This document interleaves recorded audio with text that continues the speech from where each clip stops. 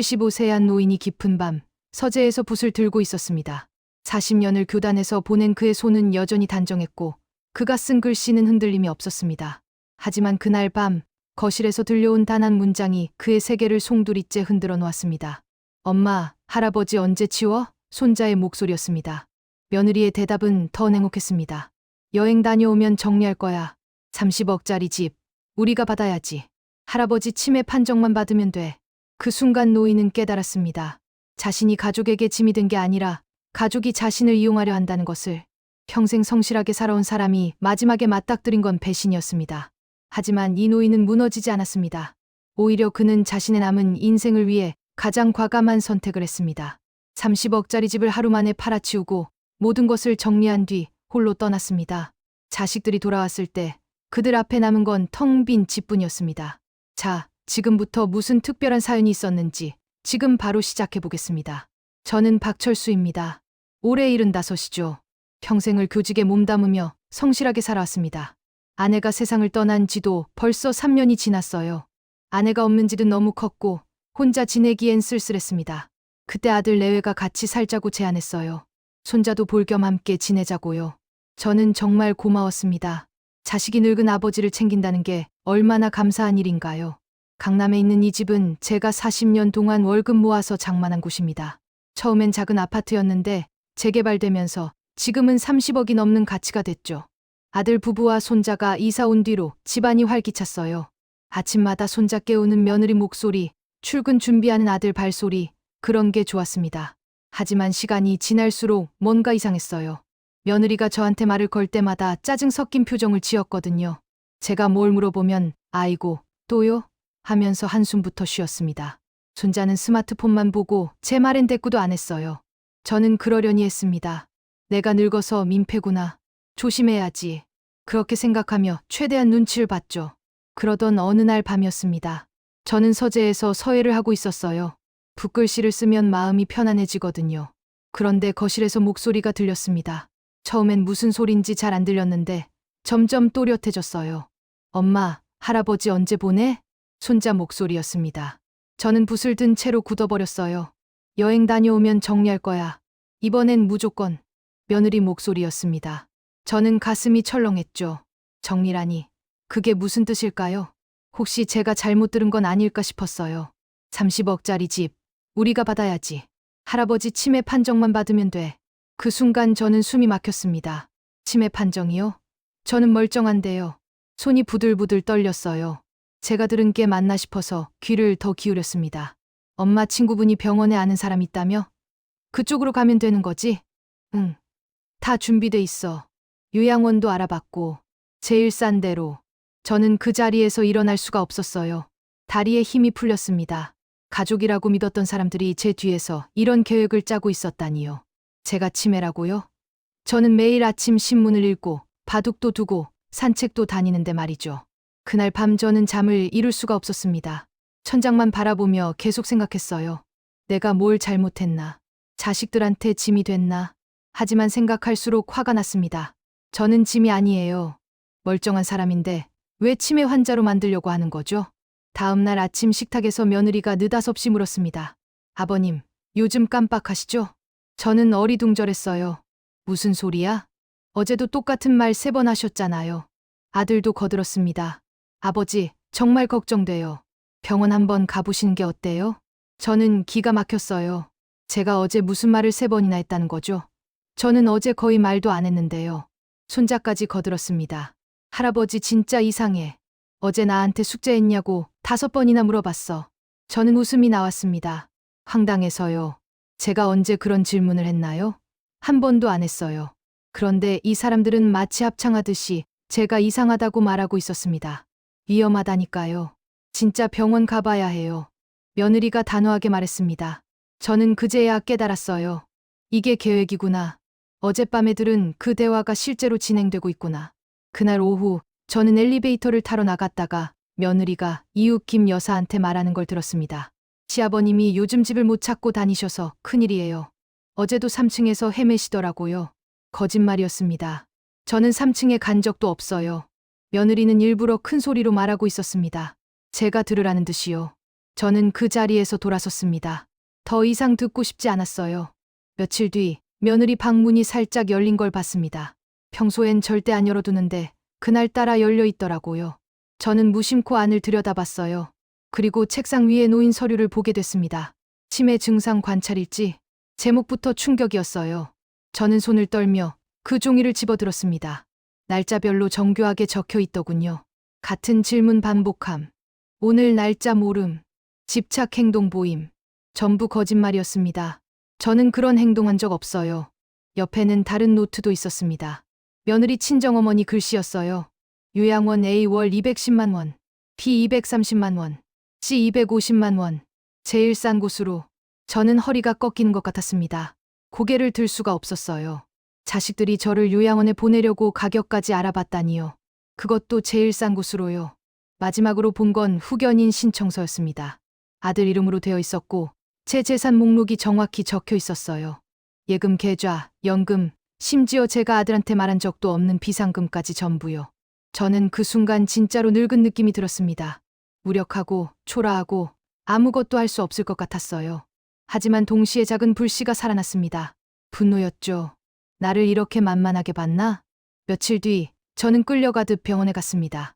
며느리와 아들이 강하게 밀어붙였거든요. 저는 오히려 의연했어요. 의사 선생님이 질문을 하면 또박또박 대답했습니다.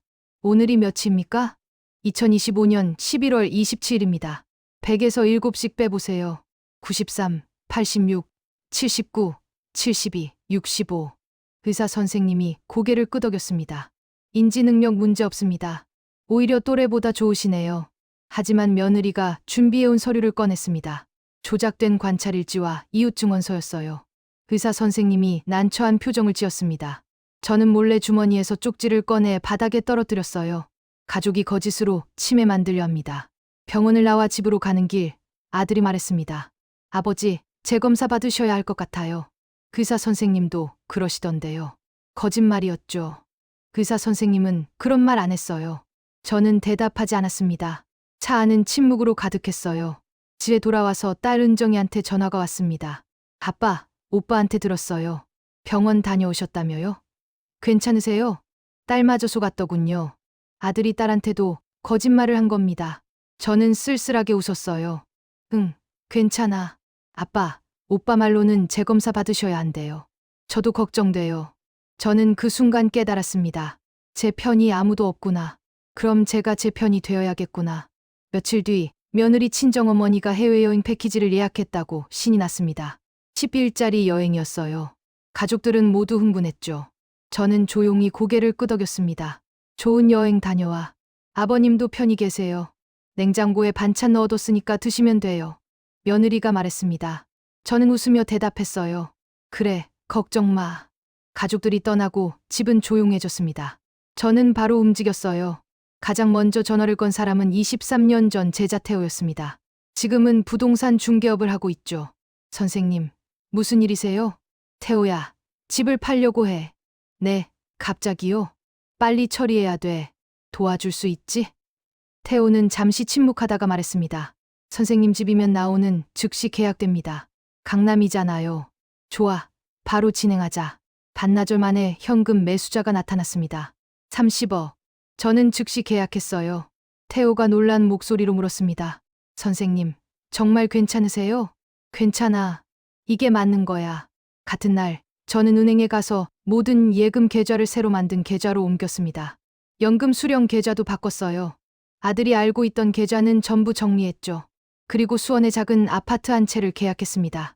20평짜리 깔끔한 집이었어요. 저는 스스로에게 속삭였습니다. 늙은 게 약점이 아니라 경험이 힘이란 걸 보여주자. 이사 날 저는 짐을 쌌습니다. 40년을 산 집이었지만 정작 제 물건은 얼마 없었어요. 옷 몇 벌, 책 몇 권, 서예 도구. 그게 전부였습니다. 나머지는 전부 가족들 것이었죠. 이삿짐 센터 직원이 물었습니다. 이게 다예요? 응, 이게 다야. 새 아파트는 아늑했습니다. 혼자 살기엔 딱 좋았어요. 짐을 풀고 나서 저는 동네를 둘러봤습니다. 복지관도 가깝고 공원도 있고 시장도 걸어서 10분이었어요. 며칠 뒤 김 여사한테 전화가 왔습니다. 예전 동네 이웃이죠. 선생님, 며느리가 저한테 이상한 부탁을 했었어요. 무슨 부탁? 선생님이 집을 못 찾아서 헤맨다고 증언해달라고요. 저는 거절했어요. 어떻게 그런 거짓말을 해요? 저는 김 여사한테 감사하다고 말했습니다. 그리고 며느리 친정어머니를 직접 만났어요. 조용한 카페에서였습니다. 더 이상 제 삶에 관여하지 마세요. 사돈, 그게 무슨 말씀이세요? 다 알고 있어요. 요양원 알아본 것도, 후견인 신청서도. 이제 그만하세요. 며느리 친정어머니는 겁에 질린 표정으로 고개를 끄덕였습니다. 저는 자리에서 일어났어요. 사람은 늙어도 존엄은 늙지 않습니다. 재검 날짜가 됐을 때 저는 다시 병원에 갔습니다. 의사 선생님이 저를 따로 불렀어요. 쪽지 봤습니다. 정말 충격적이네요. 선생님, 저 멀쩡하죠? 물론입니다. 인지 능력 전혀 문제 없어요. 가족분들이 왜 그러시는지 모르겠네요. 의사 선생님은 제 편이 돼줬습니다. 소견서에 정상이라고 크게 썼어요. 한편 아들 회사에서 소문이 퍼지기 시작했습니다. 아들은 회사에서 효자로 유명했거든요. 부모님 모시고 산다고 자랑했었죠. 하지만 누군가 진실을 알게 됐고 소문은 빠르게 퍼졌습니다. 아버지를 요양원 보내서 집을 받으려고 한대. 치매도 거짓으로 만들려고 했다며? 아들은 회사에서 완전히 신뢰를 잃었습니다. 상사도 동료도 모두 등을 돌렸어요. 며느리는 동네에서 완전히 매장됐습니다. 이웃들이 모두 알게 됐거든요. 김 여사가 진실을 말했고 사람들은 분노했습니다. 손자는 학교에서 할아버지 팔아먹은 애라고 불렸어요. 친구들이 모두 멀리했죠. 며느리 친정어머니는 딸을 버리고 연락을 끊었습니다. 자기 체면이 더 중요했던 거죠. 저는 이 모든 걸 멀리서 지켜봤습니다. 슬프지도 기쁘지도 않았어요. 그저 담담했습니다. 인과응보가 따로 없구나. 10일 뒤 가족들이 여행에서 돌아왔습니다. 집 앞에 도착한 그들은 패닉에 빠졌어요. 낯선 사람이 문을 열고 나왔거든요. 누구세요? 여긴 우리 집인데요. 며느리가 소리쳤습니다. 새 주인이 당황하며 말했어요. 무슨 소리예요? 저 이 집 샀는데요. 아들이 황급히 저한테 전화했습니다. 아버지, 지금 무슨 일이에요? 집에 다른 사람이 살고 있어요. 저는 담담하게 대답했습니다. 그 집 팔았지. 네. 뭐라고요? 내 집이니까 내가 판 거야. 며느리가 전화를 뺏었습니다. 아버님, 우린 어디서 살아요? 어떻게 이러실 수가 있어요? 저는 잠시 침묵했다가 말했습니다. 나도 너희가 나를 요양원에 넣으려 할 때 같은 생각을 했지. 나는 어디서 살아야 하나? 저는 전화를 끊었습니다. 더 이상 할 말이 없었어요. 수원의 작은 아파트. 이곳은 저한테 세상에서 가장 자유로운 공간이 됐습니다. 아침엔 햇살을 받으며 산책하고, 점심엔 복지관 가서 서예 수업을 듣고, 저녁엔 이웃들과 따뜻한 밥을 나눠요. 강남에서 살 때는 매일 밤 불안했습니다. 자식들 눈치를 봐야 했고, 혹시 실수할까봐 조마조마했죠. 하지만 지금은 편안합니다.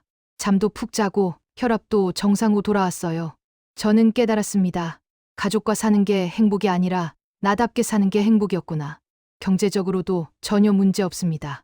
29억 5천만 원의 자산과 매달 나오는 연금. 저는 남은 삶을 스스로 설계할 수 있어요. 딸 은정이만 가끔 연락을 합니다. 아빠, 정말 미안해요. 오빠한테 속았어요. 괜찮아. 아빠 보고 싶어요. 저는 아직 만나지 않고 있습니다. 상처가 다 아물지 않았거든요. 하지만 언젠가는 만날 거예요. 은정이는 진심으로 미안해하니까요.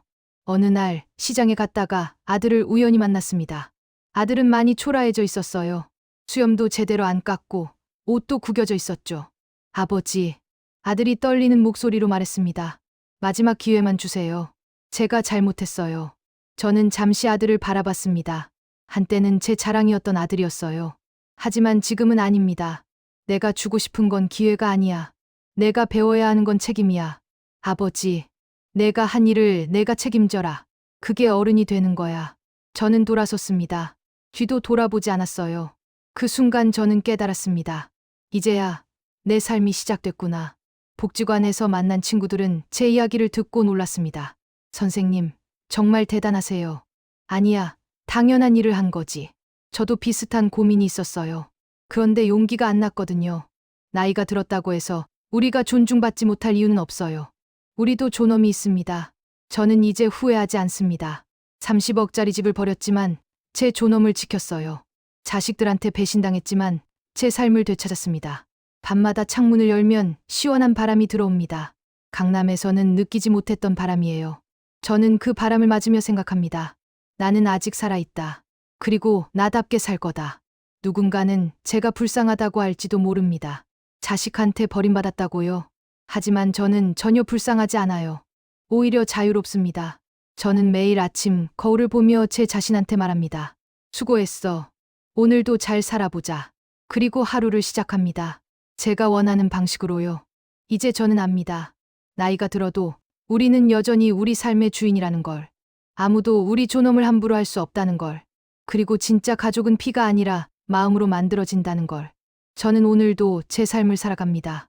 누구의 그림자도 아닌, 누구의 노후보험도 아닌, 오직 박철수라는 한 인간으로요. 그리고 이제 여러분께 묻겠습니다.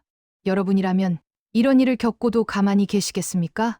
살아온 세월을 무시하고 당신의 존엄을 짓밟고 평생 모은 재산까지 탐내며 치매 환자로 만들려는 그 가족을 과연 그냥 두실 수 있겠습니까? 나이가 들었다고 해서 우리가 약해진 게 아닙니다. 세상이 우리를 만만하게 본 것뿐이죠. 이런 일이 남의 일이라고 생각하십니까?